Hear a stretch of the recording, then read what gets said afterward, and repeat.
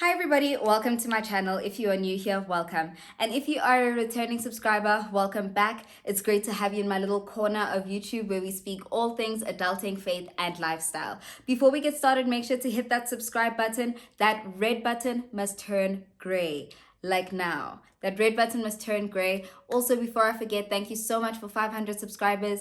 This would not be possible without you guys. So thank you, thank you, thank you. Continue sharing the channel and the videos with everybody and anybody, literally. We're all walking this adulting life together and this adulting journey together. So continue sharing. But thank you so much for 500 subscribers.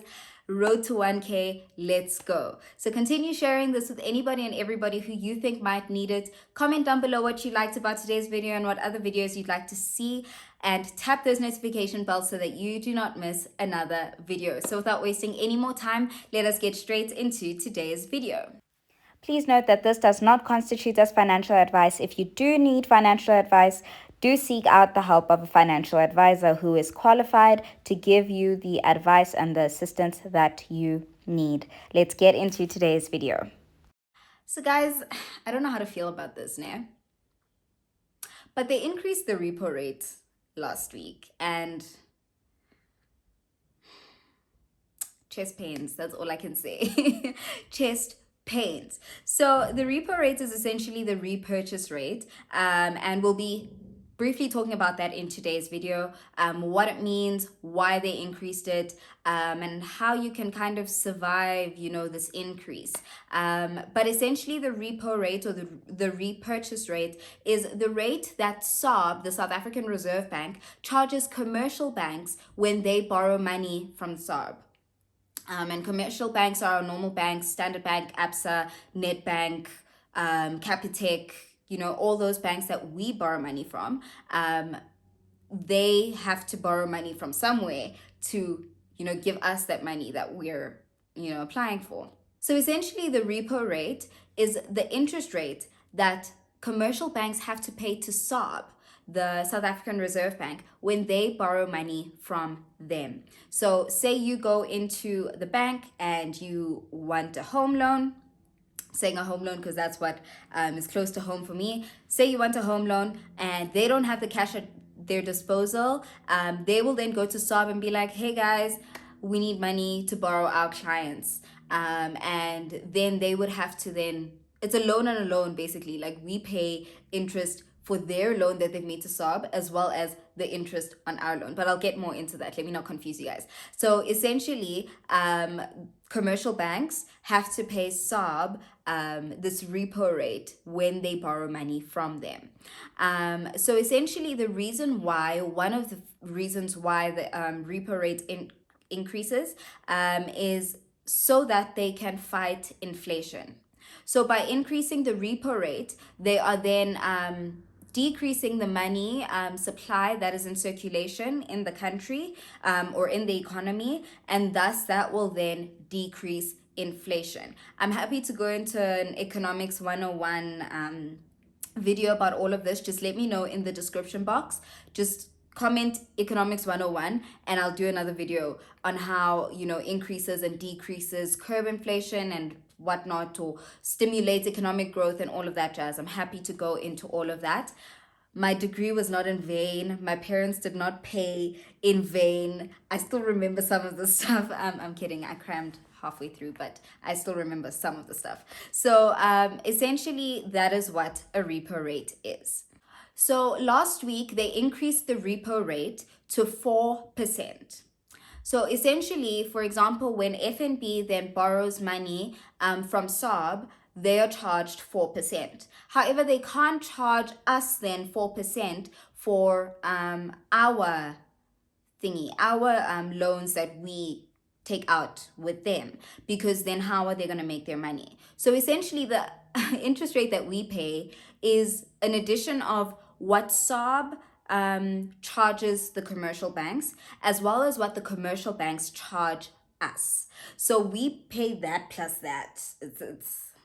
It's a lot, but essentially it makes sense. Banks are businesses and they do need to make some sort of profit, and if SARB is charging them 4%, they obviously have to charge us something as well. So just remember that when you're taking out loans, our interest rate from the bank will always be higher than what their interest rate is, like what the repo rate is, because that difference is then how banks make their profit. So right now, the prime lending rate is 7.5, and the repo rate is 4%. So banks are making 3.5% from us. This is their profit. This is how they keep their doors open, amongst other things, of course, but this is how they keep their doors open. So when the repo rate increases, debt becomes more expensive, meaning the interest rate that you pay becomes more expensive because the banks now have to pay SARS more, and in turn then we have to pay more. So it is not a really ideal time for us as people who are in debt or people who have home loans and all of that stuff. However, on the other hand, for people who are saving, the repo rate going up is great for them, like, listen. So if you have investments and stuff, kudos to you, because it's great for you to have investments when the repo rate goes up. So in summary, banks charge us more because they are paying more. They still need to make a profit, remember, so they charge us more so that they can break even after paying off their interests. As I mentioned, it is advantageous for someone with savings to be saving during this time, during this repo rate increase, because it's cheaper to save. However, it is more expensive in the shoes of someone who, for example, has a home loan, because debt is more expensive. This, however, is only if you have a variable interest rate. Like if you have a fixed interest rate with your home loan provider or service provider, then you can get away with this a bit. But for those who have variable interest rates, it's a problem. I, for one, have a variable interest rate, and my home loan repayment has gone up a little bit. So a pro tip when you are looking at getting a home loan, always put in a buffer in your budget. Like, don't find yourself with 0 rand in your budget at the end of the month, because if the repo rate, for example, goes up now and we are paying more interest on our debt, your repayments are going to get higher, not just with your home loan, but with any personal loan that you've taken out or anything.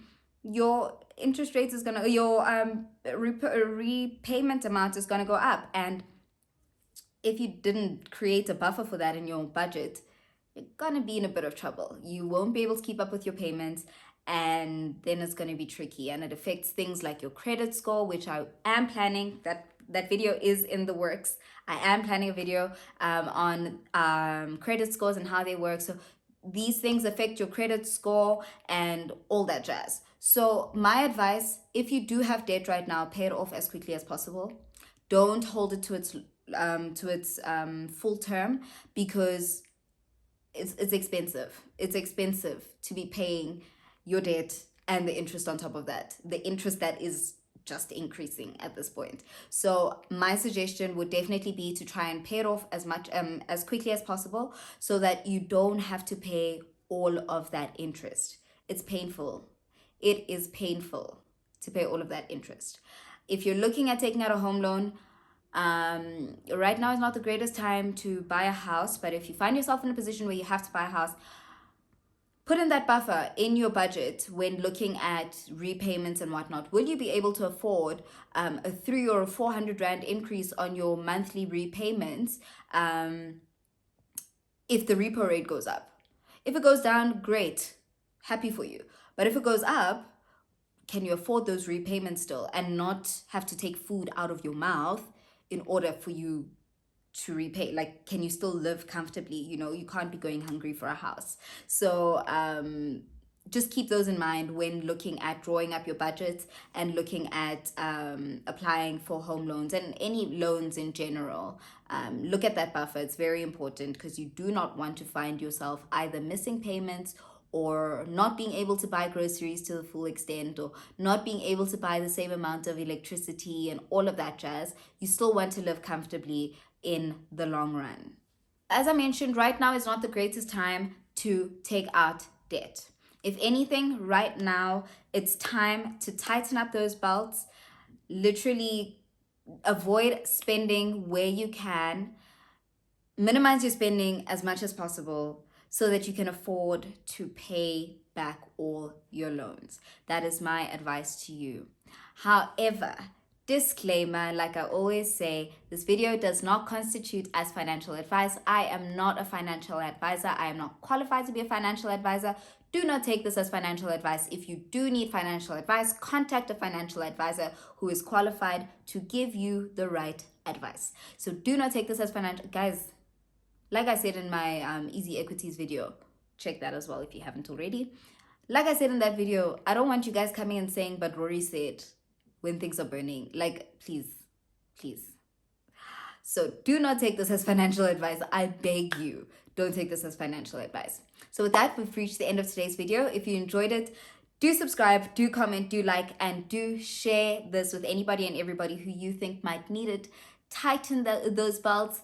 Minimize the spending. As difficult as it is, maybe you should decrease your weekly takeouts to maybe bi-weekly, just so that you don't find yourself at the end of the month not being able to keep up with your debt repayments. So with that, with so much love and so much light from me to you, have an amazing rest of the day. Stay safe and God bless. Bye guys.